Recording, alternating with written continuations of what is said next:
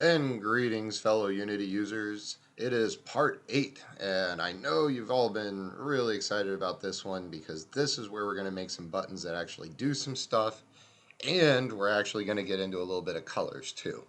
Alright, so first, without waiting too much longer, let's go ahead and start making our buttons right here. But before I do that, let me go over color real quick because I think it would be really cool to, well, I always like having color in my editor scripts, and I don't know if a lot of people know how to do this the right way. Well, I don't even know that I do it the right way. I just do it a way. I mean, hell, I'm not even a programmer. This is not my day job. Anyway, um, so what you do to make a color happen is in your GUI function. You're going to go ahead and say GUI dot color. All right. Then that is going to equal a color. All right. So the way you write colors is this way: color, and now you can do this one of two ways. You can say dot, and then you see there's all these choices of colors. There's so many colors. That, or you can go ahead and make your own. And one of the ways you can do that is you get your parentheses out here, and it's just like making a vector. All right. I think if you really wanted to do this, you could make it a vector 4, and then you could pass that as a variable if you wanted to do it that way. Otherwise, what you can do is just enter it by hand, and it goes RBG or RGB alpha. So you've got 1, which is 100%, comma 0.6, which would be 60%. 0, which would be 0% again, and 1, which would be 100%. All right, and we won't be able to see what that does right off the bat until we get in there. Now, when you change colors, just like if you have ever made a web page before, you need to make sure you change colors back. So what we're going to do is all the way up here at the top, we're going to go ahead and make a white color. Now, the reason we're going to do this, we're going to make it up here and down below, is that we don't want to accidentally make a color and then have that color stay with us through the whole thing and then wonder why our our window has weird colors in it. Now, it won't change a lot of the things like the background and stuff like that, but it will change um,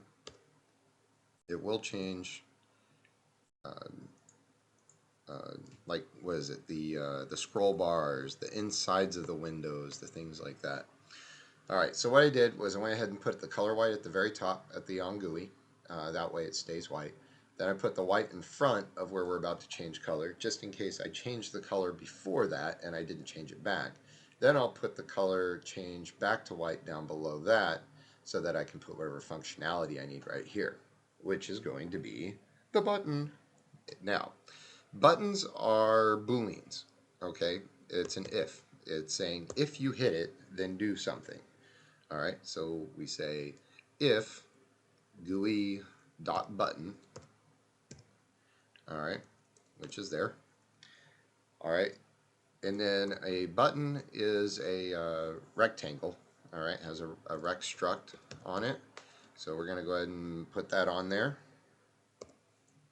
And let's see, where would we like to put this? Well, we know that this one is about 50 wide. So if we put it there, yeah, that might work. Let's call it 48. Make it 52 plus the info adjustment for our height. And then we need the width, which is just going to be 20 just for the button. It's nothing big. We're only going to pass one letter in there, just like, like P for position, R for rotation, S for scale, that sort of thing. So we'll keep it really, really simple for our users. All right, and then we're going to pass normal height as the height again.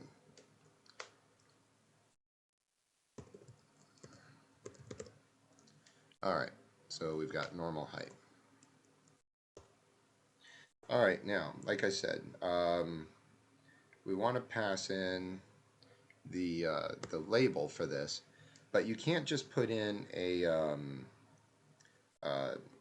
you just can't put in a string here. You actually have to pass content.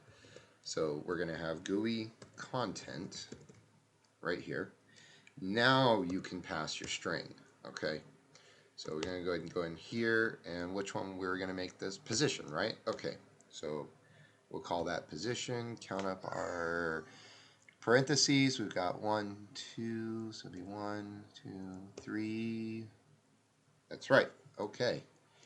Now, this is a Boolean, right? So now we've got to say that it does something. All right, so what are we doing with this? All right, well, I think what we're going to do is we're going to move it, right? And if it's a nullify, then we definitely want to move it. But what are we going to do? Well, this is an easy one. If you guys have ever moved anything before, we call it selection because this is what we want to move.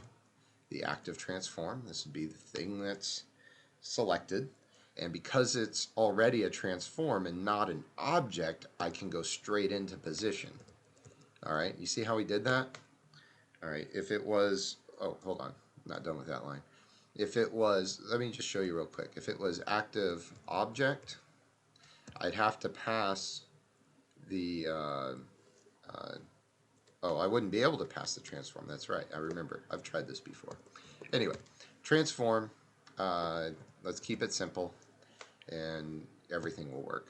All right, like I said, pass the position. All right, and the position is going to be a vector 3, and I don't need to do anything extra here. And we're just nullifying it, meaning we're going to send it to the global 0 position. You know, just like if we were typing 0 tab 0 tab 0 in the position field, the vector 3 position field on the inspector. That's all we're doing, only we're making one button.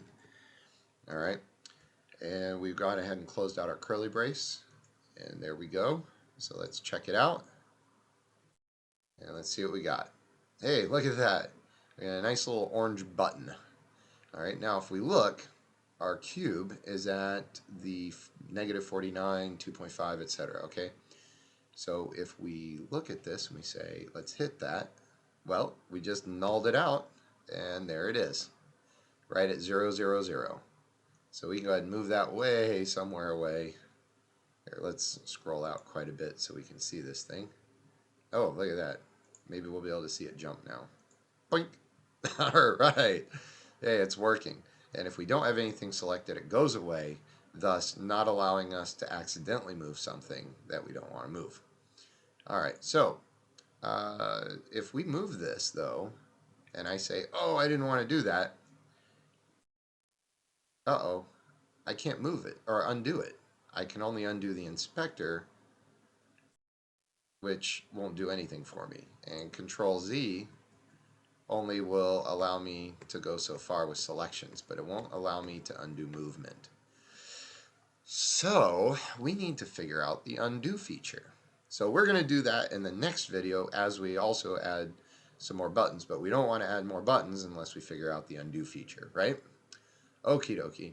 I will go ahead and show you guys that next video, and we will pick up from here then. Bye-bye.